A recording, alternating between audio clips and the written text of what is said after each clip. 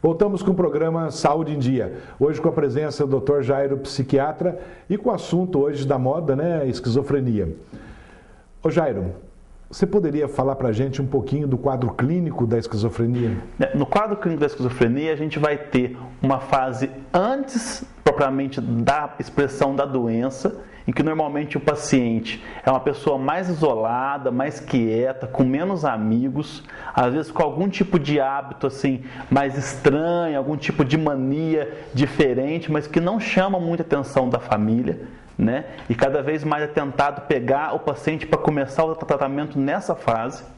Aí você tem uma fase em que a doença aparece de uma forma bastante intensa, né? Que aí é nessa fase que você vai ter a doença propriamente dita, com alucinações, com delírios, com agitação, com insônia, com confusão mental, que basicamente é o quadro mais clássico, que é o quadro que inclusive está sendo apresentado na novela das 8.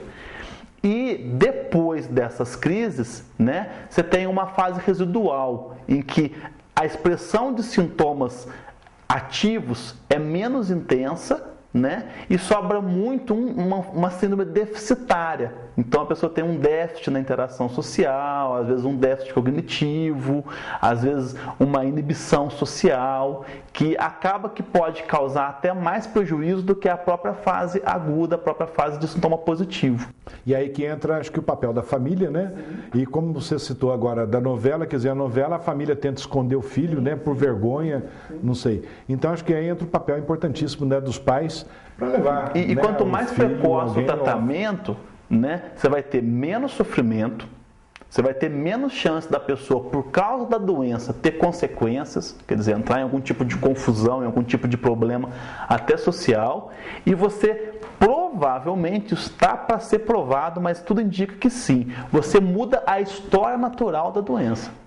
Então, o paciente que começa a tratar no início da doença, ele vai ter um prognóstico, uma evolução muito melhor do que o paciente que trata mais tardiamente. Ou seja, tudo que é no início é bem melhor. Quando a gente pega paciente no consultório, que às vezes tem a infelicidade de ter ficado muitos anos sem medicação ou mal medicado, às vezes até por falta de informação, mesmo usando medicação moderna, boa, a gente não vê muito resultado. Enquanto que aquela mesma medicação, para paciente que está iniciando o quadro, você pode conseguir um controle total. Ô Jairo, e como que o psiquiatra, no caso, aí faz o diagnóstico da esquizofrenia? O diagnóstico em psiquiatria a gente não tem muito exame, né? A gente usa os exames laboratoriais e de imagem para fazer o diferencial, para comprovar que aquele quadro ali é esquizofrenia e não é alguma doença física. Agora, o diagnóstico da esquizofrenia é realmente na avaliação do paciente, na avaliação da história de vida com o paciente, com os familiares, né? Às vezes com a escola, quando é o caso, às vezes com o trabalho, quando é o caso, né? Porque muitas vezes, se uma pessoa chega no consultório falando para você que ela é perseguida, e essa pessoa está delirando, mas é uma pessoa inteligente, aquele delírio, aquela perseguição é plausível. Então você vai ter que confrontar o que ela te relatou com algum familiar, com algum colega, até para você detectar o delírio. Não é todo caso também que vai ter uma expressão de sintoma tão robusta quanto da novela. Ali, aquele quadro, por exemplo, pode acontecer. Da novela, ele teve uma cena que o personagem que está do Tássio, né, que está fazendo a esquizofrenia, ele jogou pedra, ele teve... Aquilo seria um delírio, então, do paciente. Ele estava com delírio persecutório de que tinha alguém perseguindo ele. Então, ele não está agredindo ali porque ele é mau, ele está agredindo como forma de autodefesa. Aquela parte que ele fala na novela, desculpa, está até tocando muito na novela, mas acho que é uma novela que todo mundo está assistindo, né? Ele comenta que tem um chip. Dele, né, que foi colocado um chip. Sim. Isso aí também é uma forma de delírio dele. Aí já junta o delírio com a alucinação, né? Porque o paciente com esquizofrenia é muito comum ele ouvir vozes. Então, isso que eu ia te perguntar. Ele ouve vozes. Manda fazer algumas certas coisas, né? As vozes mandam fazer certas coisas, né? E ouve o ouvido, Luciano. Não é impressão que ouve, eles ouvem de fato. Tá? E aí, para eles aquilo é realidade. Sim, né? E em exame de neuroimagem está ativando a mesma área cerebral que ativa quando você ouve minha fala. E aí, quer dizer, conforme o contexto social do paciente, ele pode interpretar aquela alucinação como espírito, como chip, como vizinho xingando, entendeu? Quer dizer, porque o cérebro, ele está ouvindo, e aí ele procura um contexto para explicar o que ele está ouvindo.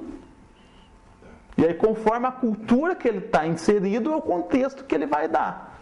E acontece no seu consultório, por exemplo, dos pais, principalmente a mãe, né, como é o caso desse menino da novela, não aceitar a doença? Doutor, meu filho está tendo alguma coisa, como você citou, está com espírito, alguma coisa? Sei lá, tentar...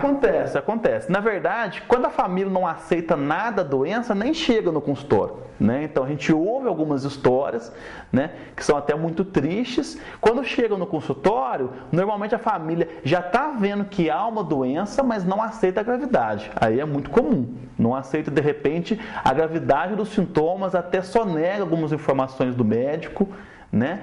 Ou entende a medicação como só para ajudar a dormir, né? Enquanto, na verdade, tem muito mais do que isso. E tem algumas interpretações religiosas aí que são equivocadas, né? E que dificultam também. E deixa eu fazer uma pergunta para você. A família, o papel da família, vamos pensar assim, o tratamento dos pais com a criança, vamos pensar desde adolescente, interfere ou causaria uma esquizofrenia? Por exemplo, aquela ação dos pais de raiva, de amor, de raiva, ou seja, um desequilíbrio, né, da família. Isso pode acontecer? Na verdade, é difícil comprovar cientificamente, né? Provavelmente, se a pessoa tiver já uma tendência genética e tiver pai e mãe ambíguos, né, que ora dão um sinal de raiva e de amor numa mesma situação, quer dizer, porque a esquizofrenia basicamente é uma confusão no cérebro. Então, pais que fazem uma confusão, que não dão sinais claros do que é certo, do que é errado, do que é sim, do que é não. Acaba confundindo a criança. E isso, se ela já tiver uma tendência, ela pode evoluir para um quadro mais grave de esquizofrenia. Ô Jairo, nós vamos fazer então um breve intervalo e já voltamos com o programa Saúde em Dia.